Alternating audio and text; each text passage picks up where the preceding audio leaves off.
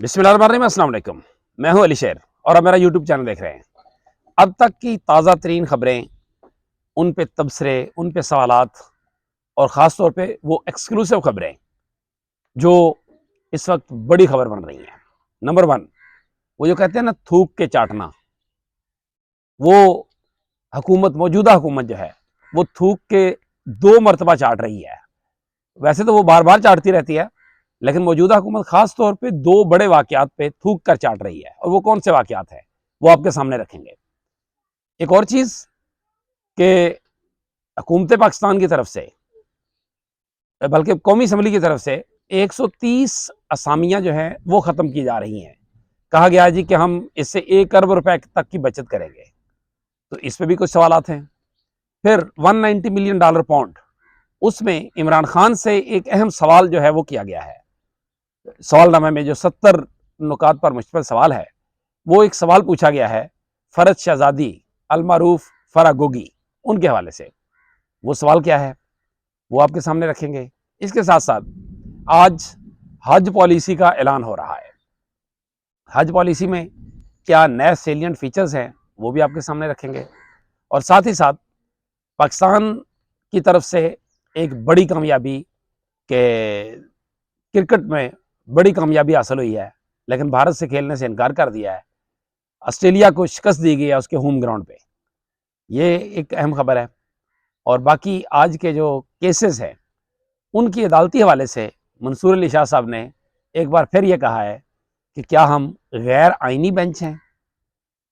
जब ये मामला फिर कल आइनी बेंच में जाएंगे तो फिर क्या होगा। ये कुछ इंपॉर्टेंट खबरें हैं जिनके ऊपर बात करेंगे। सबसे पहले आ जाते हैं, मैंने कहा कि थूक का चाटना। हुकूमत 2 मरतबा, मैंने आपको कहा, वक्तन वक्तन करती रहती है। 2 मरतबा मौजूदा हुकूमत जो है वो थूक कर चाट चुकी है और अभी बल्कि चाटने वाली है गाले। नंबर एक, जो ताज़ा तरीन खबर है उसके मुताबिक जो सफारशात ब्यूरोक्रेसी को दुरुस्त करने के लिए की गई थी, किसके दौर में? इमरान खान के दौर में, बकौल पीडीएम के यहूदी एजेंट के दौर में। यहूदी एजेंट के दौर में पाकिस्तान की ब्यूरोक्रेसी को जिसको कभी कोई हाथ नहीं लगाता था, उसके दौर में जो सिफारिशात तैयार की गई थी, उन सिफारिशात पे शहबाज शरीफ की हुकूमत ने अमल दरामद करने का फैसला किया है। थूक के चाटा के नहीं। और ये वही काम था जो इमरान खान के दौर में किया गया। और जो ही इमरान खान का दौर यानी पीडीएम 2 16 माह की हुकूमत आई, तो उसके बाद इमरान खान ने जो इस्लाहात की थी ब्यूरोक्रेसी को ठीक करने के लिए कारकर्दगी बेस्ड, उन इस्लाहात को वापस ले लिया गया था, रिवर्स कर दिया गया था, उसको रोक दिया गया था। अब उन इस्लाहात को दोबारा मौजूदा हुकूमत जो है वो नाफज करने जा रही है कि ऐसे आके बैठे नहीं रहे, कारकर्दगी भी दिखानी होगी ब्यूरोक्रेसी को। कारकर्दगी दिखाएगी तो फिर ही उसको तरक्की मिलेगी, आगे चलेगी, इसके अलावा नहीं होगा। यानी ये समझे कि पहले पहले किया कुछ नहीं इमरान खान के दौर से पे आने से पहले, दहाइयां गुजार दी इक़्तिदारों में, लेकिन उसके बाद अगर उन्होंने किया तो फिर उसको रिवर्स कर दिया ब्यूरोक्रेसी को खुश करने के लिए। और अब उसी ब्यूरोक्रेसी के बारे में जो फैसले इमरान खान ने किए थे अवामी नुक्ता नज़र से कि अवाम के लिए ब्यूरोक्रेसी हाकिम नहीं महकूम बने और कायदे-ए-आज़म के फरमान के मुताबिक बने, तो उसके मुताबिक अब शहबाज शरीफ उसको वो करने जा रही है कि उस पर अमल दरामद करेगी उन सिफारिशात पे।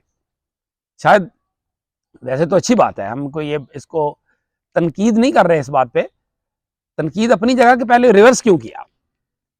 उस वक्त से अगर काम शुरू कर देते तो आज कहीं पे काम का अमल दरामद का फेज जो है वो काफी हद तक कंप्लीट होने में होता, लेकिन वो नहीं किया गया उस वक्त, क्योंकि ब्यूरोक्रेसी को खुश करना था। हमेशा ब्यूरोक्रेसी के ही माफी चलते हैं। तो अब भी अगर ब्यूरोक्रेसी को नाराज करने का कुछ जरूरत पकड़ी है तो अच्छी बात है। आवाम के मफाद में अगर ये तब्दीली आती है, ये रिफॉर्म्स आती है। नंबर दो, दूसरी चीज, वो जो इसको कहते थे पाकिस्तानी ट्रंप, और बेस में बाद में उसके डिलीट ट्वीट कर रहे थे, ट्वीट जो है वो डिलीट कर रहे थे मौजूदा हुकूमत के वज़रा। एक आध वजीर फिर भी चवले मारे जा रहे हैं मुसलसल पाकिस्तान के मफाद को देखे बगैर। तो अब आला सफारती ज़राए ने यह दावा किया है कि शहबाज शरीफ साहब की हुकूमत जो है वो बकौल उनके पाकिस्तान के मफादात में, अब पता नहीं, पाकिस्तान के मफादात तो हमेशा इनके मफादात ही होते हैं, ज़ाती मफादात को पाकिस्तान के मफादात ही करार देते हैं। लेकिन पाकिस्तान के मफादात में कहा जा रहा है कि डोनाल्ड ट्रंप की इंतज़ामिया से हुकूमत रब्ता करेगी और उनके साथ पाकिस्तान के मामला ठीक करने के लिए कोशिश करेगी। और अगर जनाब उन्होंने पूछ लिया कि आप वही नहीं है जो कल तक तो मुझे ट्रंप ट्रंप ट्रंपू ट्रंपू पाकिस्तानी ट्रंप ये सब कुछ कहते थे, तो आज मेरे पास क्या खे खाने आ गए हैं, फिर क्या होगा?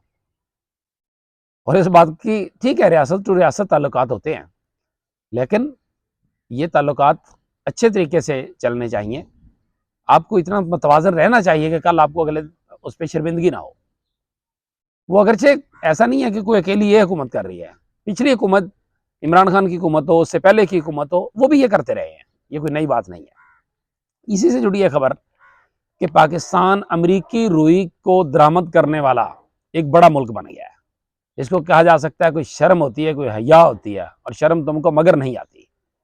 पाकिस्तान एक ज़रई मुल्क, और उस ज़रई मुल्क के ऊपर जो है उसको मजबूर किया गया है पाकिस्तान की पॉलिसियों ने, पाकिस्तान की ज़रई पॉलिसियों ने, कि जिसकी वजह से उसने अब वो अमरीकी रुई जो है वो बरामद कर रहा है। काफ़ी बड़ी तादाद में अमरीकी रुई पाकिस्तान की मंडियों में आ रही है। क्यों हमारी अपनी रुई खत्म हो गई? कौन जिम्मेदार है इसका? सोने की पैदावार थी है। आगे चलते हैं। सुप्रीम कोर्ट ऑफ पाकिस्तान में जस्टिस मंसूर अली शाह साहब, उन्होंने एक केस, टैक्स का केस था, उसमें कहा कि क्या आप हमारे इस गैर आईनी बेंच से इस केस की समाअत चाहते हैं? क्या हम गैर आईनी बेंच हैं?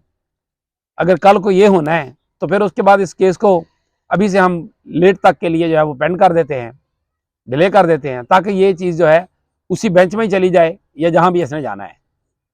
तो उसकी समाअत जो है वो 23 नवंबर तक, बल्कि गैर मुइन्ना मुद्दत तक उसको मुलतवी कर दिया गया है। एक और चीज़, 190 million pound case, Imran Khan का केस है आज रावलपिंडी अडयाला में, और उसमें उनको 70 सवाल दिए गए हैं। अब 342 का बयान बुशरा बीबी और इमरान खान का रिकॉर्ड होना है। बुशरा बीबी अडयाला जेल पहुंच चुकी हैं, और उस सवालात में से एक सवाल ये है, इमरान खान से ये सवाल किया गया है कि क्या फराह गोगी आपकी फ्रंटमैन है? फराह गोगी, फरज शहजादी जिसको कहते हैं, वो आपकी फ्रंटमैन है, ये सवाल उनसे पूछा गया है। इसके साथ ही साथ एक और जो चीज़ है वो इसके यानी सियासी खबर कि कामरान मुर्तज़ा ने कहा है, वो जो बात हो रही थी ना इमरान खान से मुलाकात वाली, उन्होंने उसका के बारे में कहा है कि ये ऑफर हुई थी कि आपके एक रहनुमा, वकील रहनुमा यानी कामरान मुर्तज़ा, वो मिल लें इमरान खान से अगर मौलाना को किसी किस्म का कोई तहफ़्फ़ुज़ात हैं। इमरान खान की बहराज बात सुन लें ताकि सियासी क़यादत के अलग अलग और तकसीम होने की बात सामने ना आए।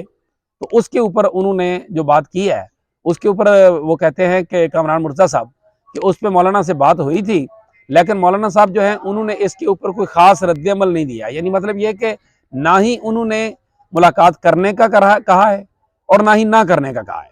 लेकिन साथ ही कामरान मुर्तज़ा साहब ने कहा कि हमारा इत्तेहादों का तजर्बा अच्छा नहीं रहा, हम पहले 15 सीटों पर थे और इत्तेहाद में गया, हुकूमत गिराई और हम 8 सीटों पर आ गए। तो इसका मतलब है कि उन्हें यह खदशा कि शायद ये 8 भी चली जाए। तो इसलिए अभी लगता है कि हुकूमत की तरफ से यानी JUI की तरफ से वो मुलाकात का ज़्यादा इम्कान नहीं है बानी चेयरमैन PTI इमरान खान से। बाकी आज हज पॉलिसी की अनाउंसमेंट हो रही है, ऐलान हो रहा है। चौधरी सालक साहब वफाकी वज़ीर मज़हब अमूर ऐलान करने जा रहे हैं, और उसमें अच्छी जो सबसे बड़ी चीज़ है वो है कि हज की रकम 3 किस्तों में जमा कराई जा सकेगी। जो पाकिस्तानी आज़मीन गरीब आमतौर पर जाते हैं उनके बस में नहीं होती, या मतवस्त तबका जाता है। 2 लाख हज फीस के दरख्वास्त के साथ, 4 लाख जब कुरानंदाजी में नाम निकलेगा, और बाकी पैसे जाने से पहले यानी फरवरी में। तो इस तरह लोगों को जो यकदम रकम जमा कराने पड़ती थी और बहुत सारी दरख्वास्तें जमा नहीं करा पाते थे, अब कम से कम वो सिचुएशन हो जाएगी। तो इस तरह से ये एक अच्छा स्टेप है, इसको अप्रिशिएट किया जाना चाहिए। बाकी जो भी आज खबरें मज़ीद डेवलप होंगी आपको उससे आगाह करेंगे। और जाते जाते आपको ये भी बता दें कि इस वक्त आप देख सकते हैं कि इस्लामाबाद में फॉग आ चुकी है, जो कि पहले कभी नहीं आई। 3-4 रोज से ये सिचुएशन चल रही है, और फिर अब बादल भी आ चुके हैं। मरी में हल्की बारिश हुई है, इस्लामाबाद की हवाएं जो हैं वो कुछ ठंडी हुई हैं, लेकिन अब इस्लामाबाद में भी बादल गरज रहे हैं। उम्मीद है कि इस्लामाबाद में भी बारिश होगी। तो ये जो फॉग या धुंध टाइप सिचुएशन है जो इस्लामाबाद में कभी नहीं हुई, सर्दियों में कभी 3-4 मरतबा आ जाती है ऐसे वेव की शक्ल में और आगे चली जाती है, लेकिन अब की बार जो है वो इस्लामाबाद भी धुंध या फॉग के एक गिरह में है। देखते हैं कि कब तक इससे निजात मिलती है। सब मिलकर दुआ करें कि अल्लाह पाक बारिश दे और उसके नतीजे में ये मौसम बेहतर हो जाए। इसी के साथ मुझे दीजिए इजाज़त। अल्लाह हाफ़िज़।